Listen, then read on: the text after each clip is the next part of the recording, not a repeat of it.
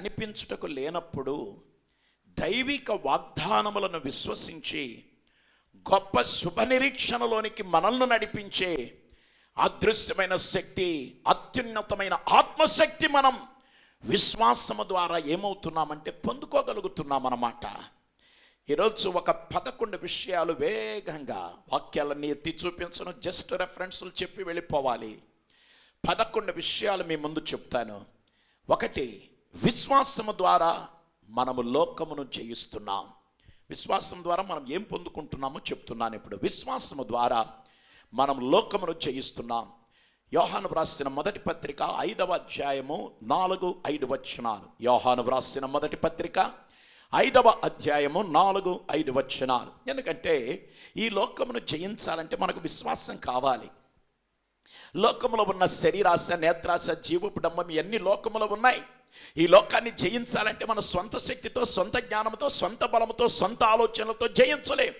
విశ్వాసము ద్వారానే లోకంపై జయాన్ని మనం పొందగలుగుతామన్నమాట. రెండవదిగా హెబ్రీ పత్రిక 4వ అధ్యాయము 1-4 వరకు ఉన్న వచనాలు. హెబ్రీ పత్రిక 4వ అధ్యాయము 1-4 వరకు ఉన్న వచనాలు. విశ్వాసము ద్వారా ఆయన విశ్రాంతిలో ప్రవేశిస్తూ ఉన్నాము. విశ్వాసము ద్వారా ఆయన విశ్రాంతిలో ప్రవేశించుచూ ఉన్నాము.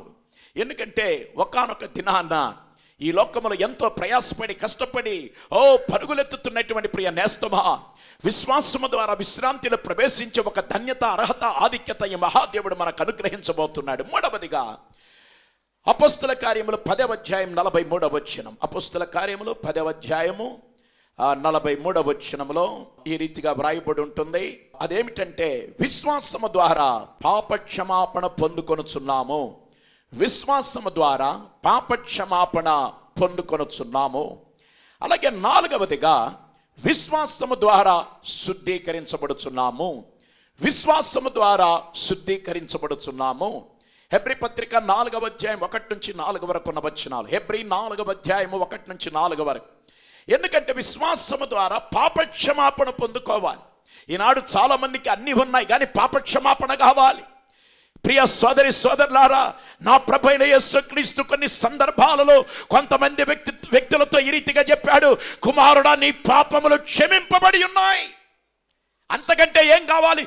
స్వస్థత కంటే ప్రాముఖ్యము పాపక్షమాపణ. ఆ తర్వాత శుద్ధీకరణ అనేది జరగాలి. ఎందుకంటే పరిశుద్ధత లేకుండా ఎవడు దేవుని ఎన్నడిగిని చూడచాలరు. 5వదిగా శారీరక ఆత్మీయ స్వస్థతలు విశ్వాసము గలవారు స్వతంత్రించుకుంటారన్నమాట. అందుకే ఒకానొక సమయంలో యేసు ప్రభు ఒక స్త్రీ, ఆమె 12 సంవత్సరాల రక్తస్రావం కలిగిన ఆమె, యేసు ప్రభు వస్త్రపు చెంగును ముట్టుకోగానే ఆయన ఏమన్నాడంటే 22:9-22 మత్తయిలో అంటాడు, నీ విశ్వాసము నిన్ను బాగుపరచను. విశ్వాసం ఏం చేసిందట? బాగుపరిచింది. మళ్ళీ 29వ వచనంలో యేసు ప్రభు అంటున్నారు కదా, గుడ్డివాని విషయంలో అంటున్నారు కదా, వాళ్ళు అంటున్నారు నమ్ముచున్నాం ప్రభు అని ఆయనతో చెప్పగా, అప్పుడు ఆయన వారి కన్నులు ముట్టి మీ నమ్మిక చొప్పున మీకు కలుగునుగాక. హల్లెలూయా, హల్లెలూయా. మనం విశ్వాసం ఉంచితే దేవుడు స్వస్థపరుస్తాడు. అందరూ చెప్పండి, మనం ఏం చేయాలి? నమ్ముట నీ వలన అవుతే నమ్మువానికి సమస్తము సాధ్యం. అలాగే 6వదిగా విశ్వాసము ద్వారా చీకటి అనుభవములో నుండి ఆశ్చర్యకరమైన వెలుగులోనికి ప్రవేశిస్తున్నాము. విశ్వాసము ద్వారా చీకటి అనుభవముల నుండి ఆశ్చర్యకరమైన వెలుగులోనికి ప్రవేశిస్తున్నాం. పేతురు వ్రాసిన మొదటి పత్రిక 2వ అధ్యాయం 9వ వచనం. పేతురు వ్రాసిన మొదటి పత్రిక 2వ అధ్యాయం 9వ వచనం. అలాగే కొలస్సీలకు రాసిన పత్రిక 1వ అధ్యాయము 12-13 వచనాలు. కొలస్సీలకు రాసిన పత్రిక 1వ అధ్యాయము 12-13 వచనాలు. ఎందుకంటే ఒకానొక సమయంలో పాపమనే శాపమనే చీకట్లో పడి ఉంటుండగా ఆ చీకట్ల నుంచి యేసు ప్రభు ఏం చేశాడంటే ఆశ్చర్యకరమైన వెలుగులోనికి ఆయన పిలిచి ఉన్నాడు. అది విశ్వాసము ద్వారా సాధ్యమైంది. 7వదిగా విశ్వాసము ద్వారా దేవుని యొక్క విలువైన శ్రేష్టమైన వాగ్దానములకు మనలను పాలిభాగస్తులుగా చేయను. విశ్వాసం ఏం చేస్తుందంటే దేవుని యొక్క విలువైన శ్రేష్టమైన వాగ్దానములకు మనలను పాలిభాగస్తులుగా చేస్తుంది. అందుకే పేతురు వ్రాసిన 2వ పత్రిక 1వ అధ్యాయము 4-5 వచనాలు. పేతురు వ్రాసిన 2వ పత్రిక 1వ అధ్యాయము 4-5 వచనాల్లో కనబడుతుంది. ఎందుకంటే దేవునికి చాలా విలువైన, చాలా శ్రేష్టమైన వాగ్దానాలు ఉన్నాయి. వాటన్నిటి విషయంలో మనల్ని ఏం చేస్తారంటే విశ్వాసము పాలిభాగస్తులుగా చేస్తుంది. హల్లెలూయా. అలాగే 8వదిగా మనం చూస్తే విశ్వాసము యేసుక్రీస్తు మన హృదయములను పవిత్రపరచును అనే విషయాన్ని తెలియజేస్తుంది. విశ్వాసము ద్వారా యేసుక్రీస్తు మన హృదయాలను పవిత్రపరుస్తాడు. ఎందుకంటే ఇర్మియా భాషలో చెప్పాలంటే హృదయము అన్నిటికంటే మోసకరమైనది, అది ఘోరమైన వ్యాధి కలదే, దాన్ని గ్రహించగలవాడు ఎవడు? కాబట్టి విశ్వాసం ఏం చేస్తుందంటే యేసుక్రీస్తు నందు విశ్వాసం ఉంచుట ద్వారా మన హృదయములను యేసుప్రభు ఏం చేస్తాడంటే ఆయన పరిశుద్ధపరుస్తాడు. యేసు రక్తము ప్రతి పాపమును కడిగి పవిత్రపరచును. అపోస్తల కార్యములు 15వ అధ్యాయం 9వ వచనం. అపోస్తల కార్యములు 15వ అధ్యాయము 9వ వచనం. అలాగే 119వ కీర్తన 9వ వచనం. 119వ కీర్తన 9వ వచనము. ఈ భాగాలన్నీ మనం వెళ్ళి చూస్తే గనక మన హృదయాలను యేసుక్రీస్తు పరిశుద్ధపరుస్తాడనమాట. 9వదిగా విశ్వాసము ద్వారా మనము పరిశుద్ధాత్మను పొందుకొనుచున్నాము. విశ్వాసము ద్వారా మనము పరిశుద్ధాత్మను పొందుకొనుచున్నాము. గలతీలకు రాసిన పత్రిక 3వ అధ్యాయం 13వ వచనం. గలతీలకు రాసిన పత్రిక 3వ అధ్యాయం 13వ వచనం. ఎందుకంటే ఈ దినాల్లో మనకు అతి ప్రాముఖ్యమైనది పరిశుద్ధాత్మ శక్తి. హల్లెలూయా, హల్లెలూయా. ఎందుకంటే ఆరంభ దినములలో అద్భుతాలు జరగటానికి బలమైన కారణం పరిశుద్ధాత్మ దేవుడే. పరిశుద్ధాత్మ దేవుడు వాక్యం చెప్పటానికి పిరికి పొందగా ఒకానొకప్పుడు ఉన్నటువంటి అపొస్తలుడైన పేతురును ధైర్యపరిచింది పరిశుద్ధాత్మ పొందుకున్న తర్వాతే. అందుకే దైవ సేవకుడా, అభిషక్తుడా, దేవుని ప్రజలారా ఈ దినాలలో పరిశుద్ధాత్మాభిషేకం పొందుకొని తీరవలసిందే. హల్లెలూయా. పరిశుద్ధాత్మ శక్తి పొందుకున్నట్టు ద్వారా గొప్ప ధైర్యమును, ప్రోత్సాహమును మనకు దేవుడు అనుగ్రహించబోతున్నాడు అన్నమాట. ఆ రీతిగా పదవదిగా విశ్వాసము ద్వారా మనలో సంతృప్తి ఆరంభమగుచున్నది. విశ్వాసము ద్వారా మనలో సంతృప్తి ఆరంభమగుచున్నది. యోహాను సువార్త 6వ అధ్యాయము 34వ వచనం. యోహాను సువార్త 6వ అధ్యాయము 34వ వచనం.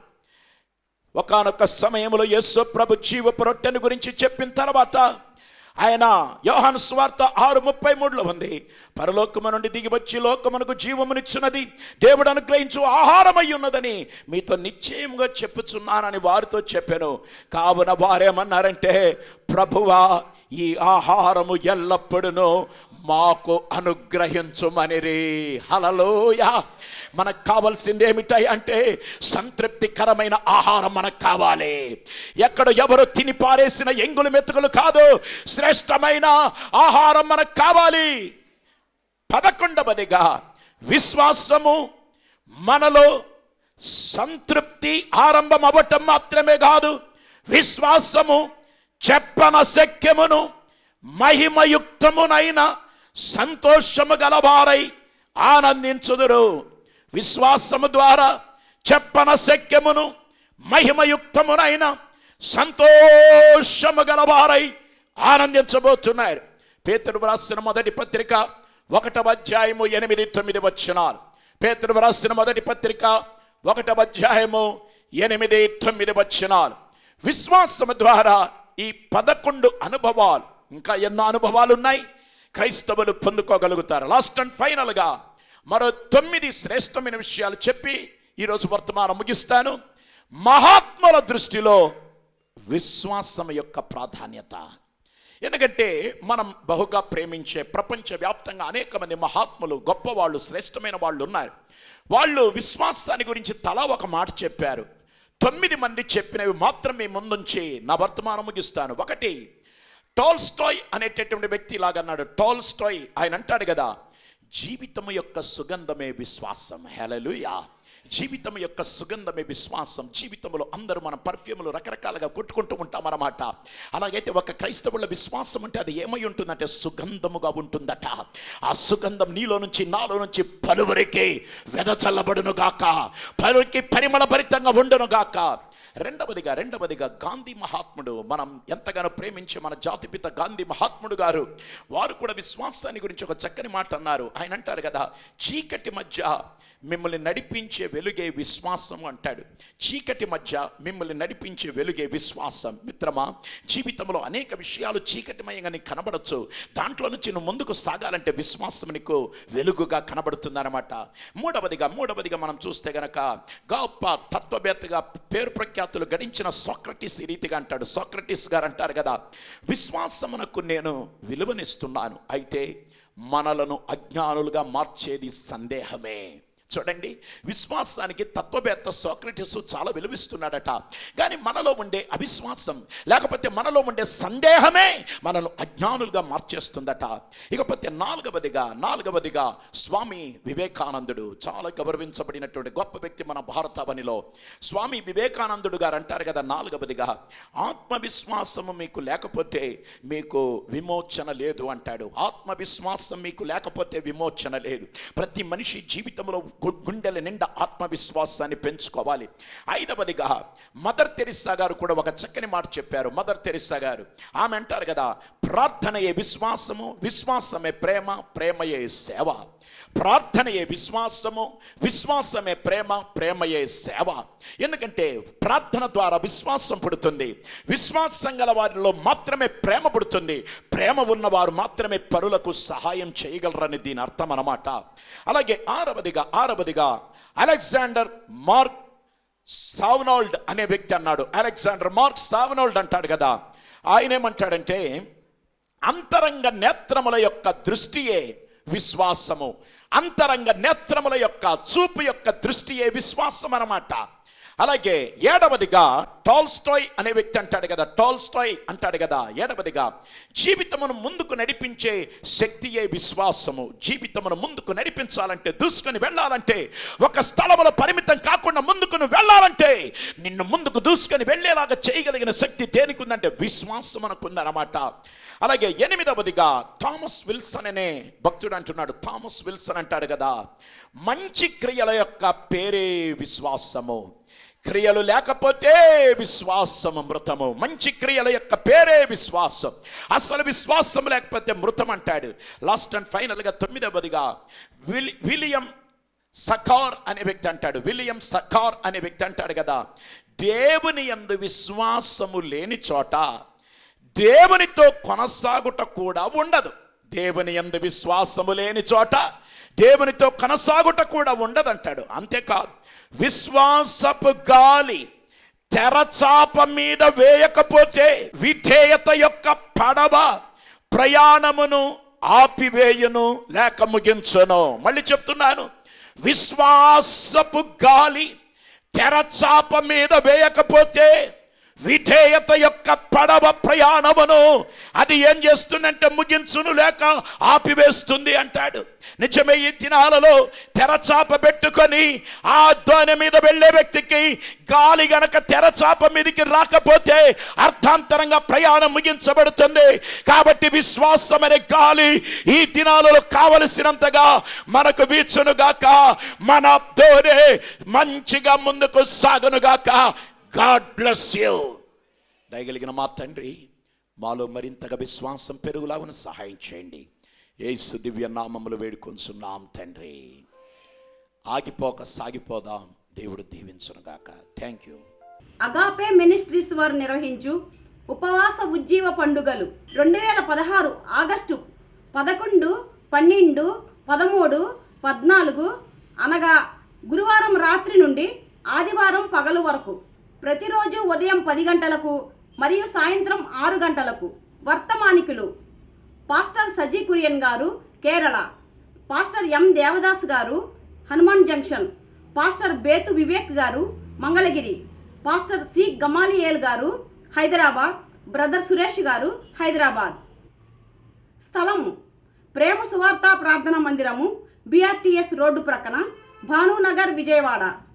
ప్రేమతో ఆహ్వానించువారు. పాస్టర్ పిటి వర్గీస్ గారు, అగాపే మినిస్ట్రీస్ వ్యవస్థాపకులు, విజయవాడ.